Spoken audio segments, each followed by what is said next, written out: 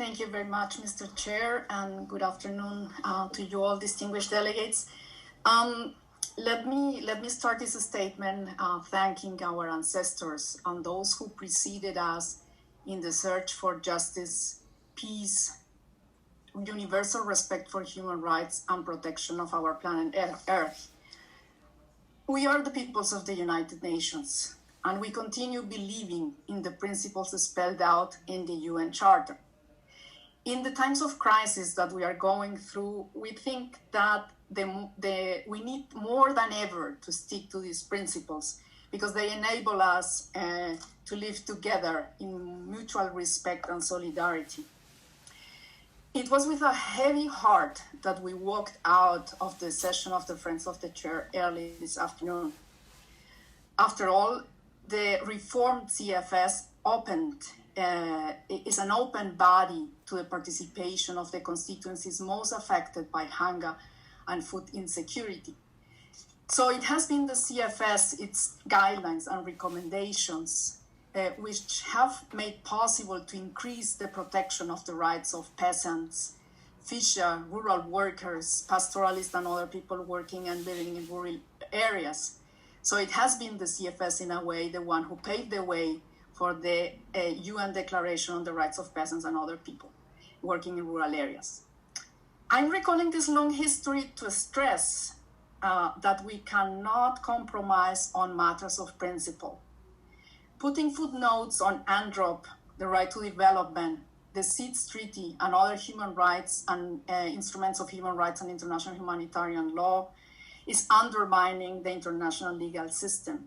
It's not to this body to negotiate or undermine these instruments. We cannot be complicit to this. We will oppose this in the CFS plenary, and we will also send our notes of protest to the respective UN bodies. I think several of our red lines were crossed in these negotiations. We have been reiterating this point. Let me recall that our mandate comes from our constituencies. They are the ones who have entrusted us with a mandate to speak here for them about their needs, about their rights and their aspirations.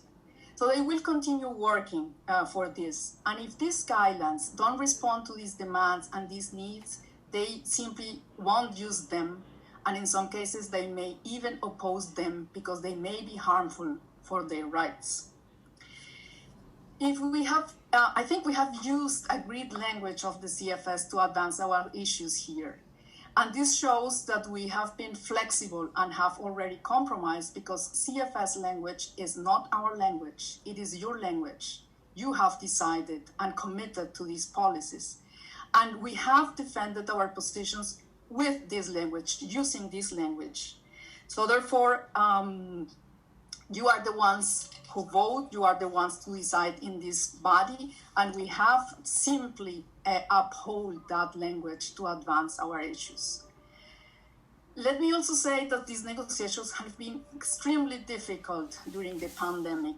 I think the online modality of negotiating, makes very difficult for people on the ground, for our constituencies to really be able to follow.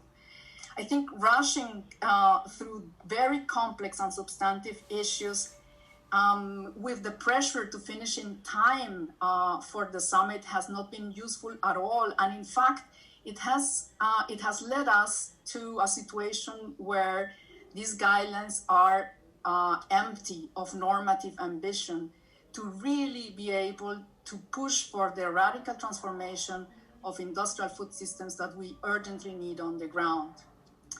Finally, Mr. Chair and distinguished delegates, we will stay in the last session of this open-ended working group, monitoring your ongoing deliberations.